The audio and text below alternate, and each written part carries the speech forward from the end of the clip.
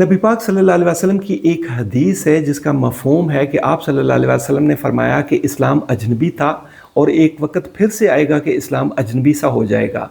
और इस बात का मतलब ये है कि एक वक्त था कि जब लोगों को दीन की बातें, ईमान की बातें, यकीन की बातें बताई जाती थी या समझाई जाती थी तो उनको वो बातें समझ में नहीं आती थी, उनको वो बातें गैर मानूस सी महसूस होती थी, उनके लिए वो अजनबी सी बातें थी।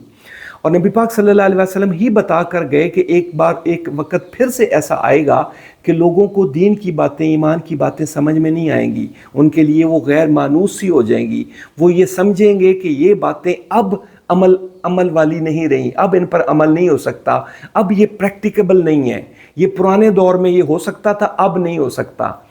और ये हदीस मुझे इसलिए याद आई कि मैंने एक वीडियो बनाई थी जिसमें पाकिस्तान के हालात का जिक्र किया था कि बिलाशुबा पाकिस्तान के माशरे का इस वक्त बहुत ही बुरा हाल है।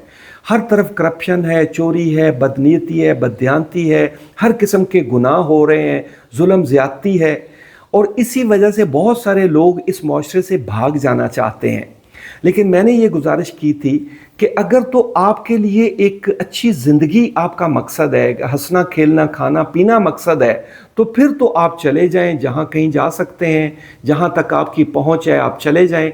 लेकिन अगर आप इस दुनिया की निस्बत आखरत को तरजीह देते हैं तो फिर शायद इस माशरे में रहना ज़रूरी है, यहाँ से भागना अच्छा नहीं है। और वो इसलिए कि इस माशरे में ये जुल्म का सामना करना, जुल्म के ख़िलाफ़ खड़े होना, बात करना, उनको उनका चेहरा दिखाना और एक मोमिन की एक एग्जेम्पलरी लाइफ गुजारना, सच्चाई के साथ लाइफ गुजारना, ये इम्पॉर्टेंट है। ये एक मुसलमान का मिशन होना चाहिए।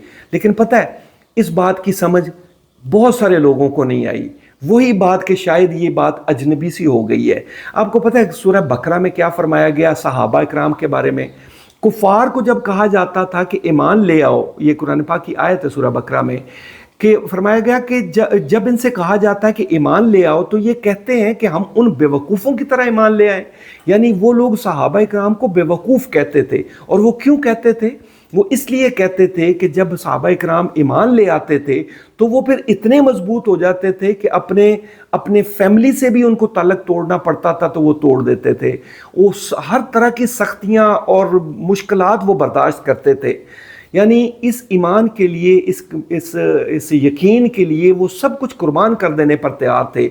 और वो कुफार उनको बेवकूफ़ कहते थे, और क्योंकि वो उनको उस वक़्त वो बातें समझ नहीं आ रही थी। तो शायद आज ये उसी तरह का माहौल है, इस्लाम फिर से अजनबी हो चुका है।